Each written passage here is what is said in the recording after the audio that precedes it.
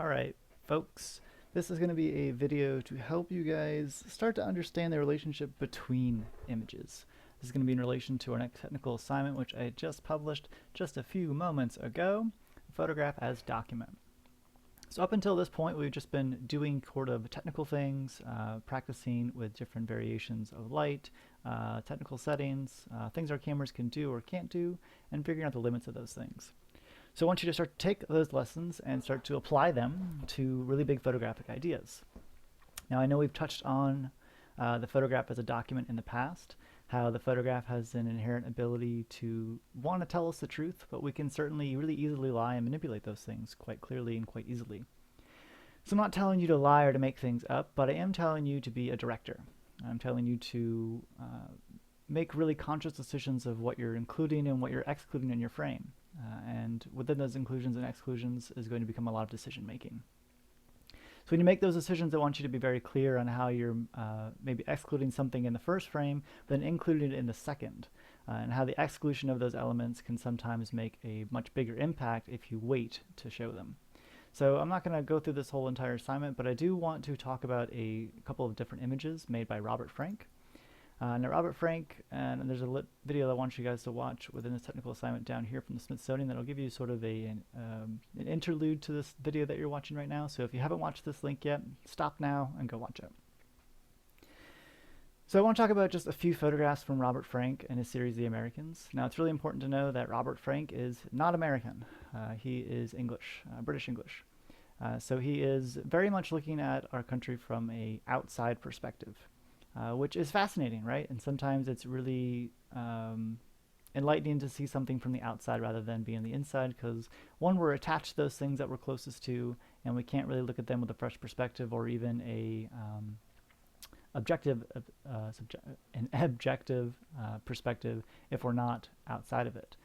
So this is why this is such a strong series, why people and a lot of critics are very drawn to the imagery and the symbology within them, because it's someone looking from the outside in. So that's a perspective that is not muddled or confused with existing within that society. So with that being said, I want to look at just two of his photographs in a sequence. So when we talk about inner image relationships, I want us to focus on not just what's happening within the photographs, but what's happening in between them. What's happening between the transition between this photograph and the next. What does this image tell us about this image? Okay? So I want to start by doing this by just breaking down what this first image is doing. Now this is called Parade, Hoboken, New Jersey, 1955, from The Americans, Robert Frank. Now the date's really important. This is in 1955, so this is not necessarily contemporary society, but it is modern society. There were still a lot of really strong racial segregation issues, a lot of misogynistic issues, mostly just a lot of social paradigm issues where people were not really always looked at people. So there's this also really strong sense we just finished the Second World War not more than a decade ago. So there's still some very strong patriotism of we did it, we got it, we're on the up and up. Industrialism is strong and going hard. So we're all in a very positive atmosphere for the most part, but we're still in a case where we're American and we're still hiding our really dirty secrets. So Robert Frank was really good at showing these things in really subtle cues. So let's break down this image. So on the left side we have a woman in the window over here. On the right side we have a second woman which we're perceiving. I'm reading these as two different women based on their clothing, body language, and structures. Okay, so this is a dress, this is sort of a vest, and this is sort of a peacoat made for a woman with more delicate hands, and she's wearing a couple rings. So I'm reading that these are both women. Now certainly these could both be men with some different body shapes, but it's well known that they are women. Now in between them is a giant brick wall. They are both looking outside of windows, and there is a large American flag covering up, say, an eighth of the frame.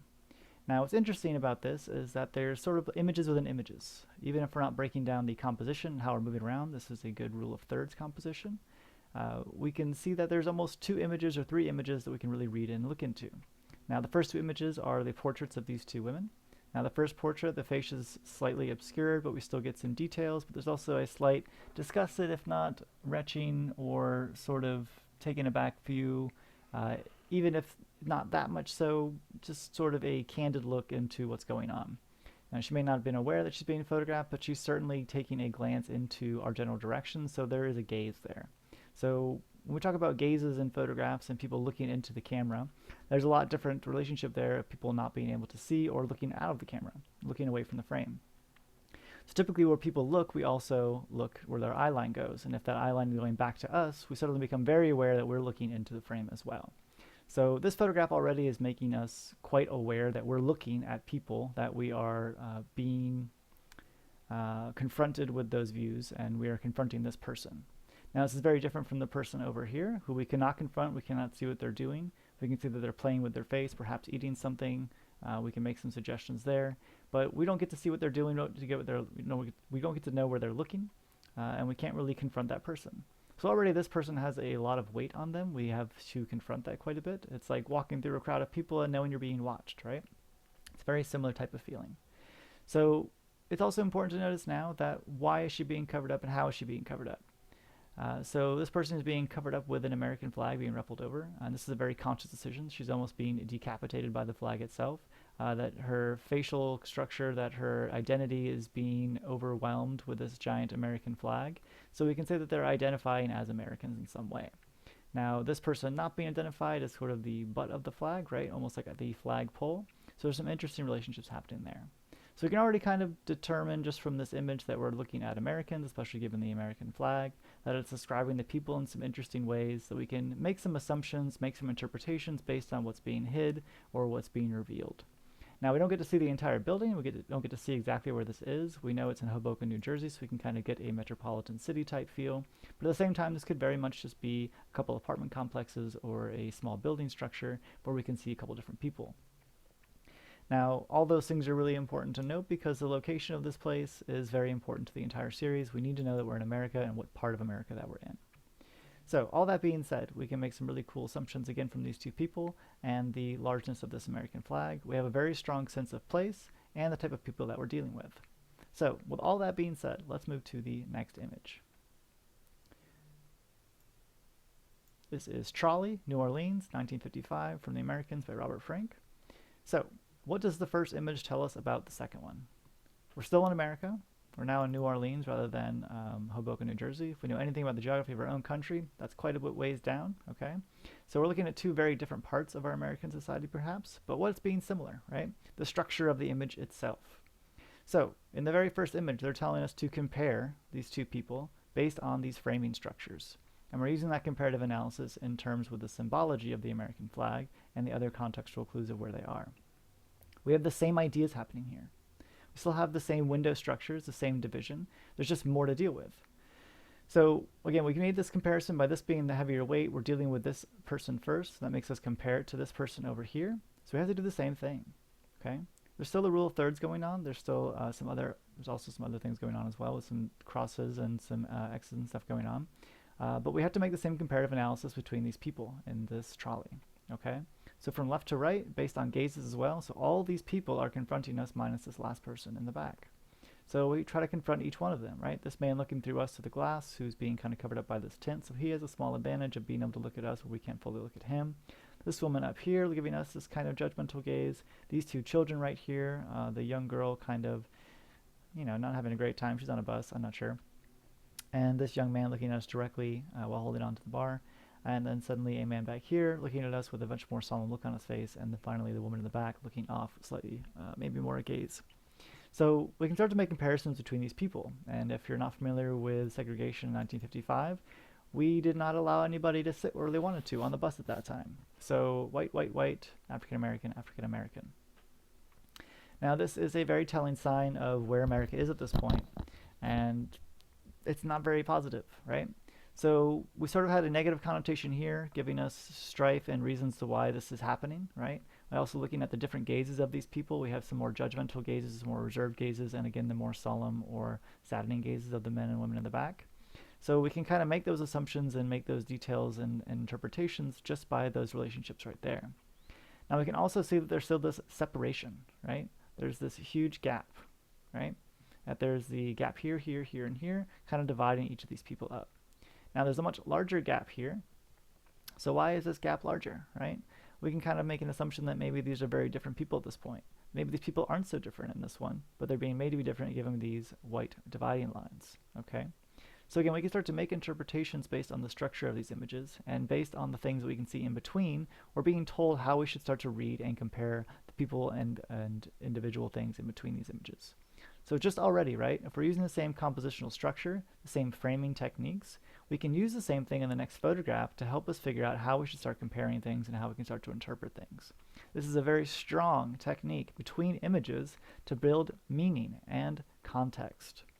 Now again, this is sort of things that we have to interpret. You're relying on your viewer to be smart enough to figure these things out, okay?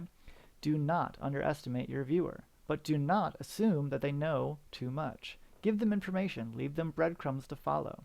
Robert Frank was an outsider looking in.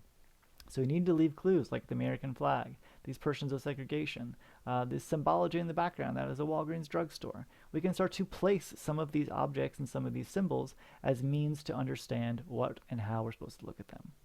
Now again, this is a small sample of how we can do these things, but I want you to think about these relationships when you start to make these images for next week's technical assignment.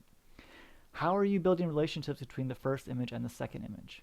Doesn't necessarily mean you have to make 1, 2, 3, 4, 5 images in a row and make them make sense that way. You can make still 30, 40, 100, 200 images and then cherry pick the ones you want to put next to each other.